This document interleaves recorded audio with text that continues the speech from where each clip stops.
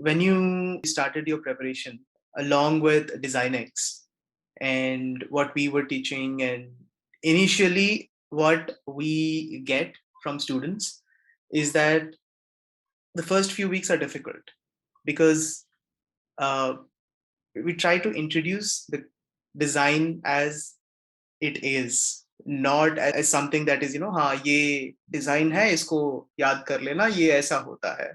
You were getting introduced to design, like the fundamentals of design in the initial weeks. It's a little frustrating in the beginning. It was. Yes, right? Because like you're changing how to think. You're trying to, consciously make those efforts to think a certain way, to look at things a certain way, to observe differently. So all of those things, like especially my exercises, if you look at it, they were compounding every week. So they were, adding up every week. So how was that? How was, your experience? I want to know about it. So, it'll be a good thing for us also. It would definitely depend on my mood.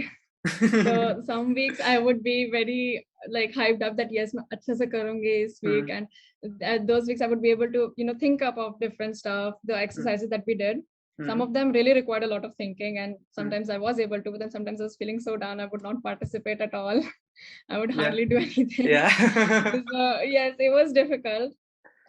But yeah, I just did it. I don't know exactly how.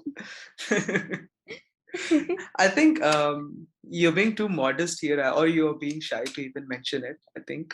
So one particular thing that I would want to mention, because I've been teaching you for a long time now.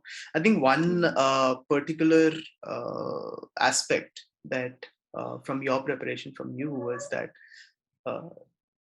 you were more consistent also, even though you did not participate in the exercises. You were still there in the class.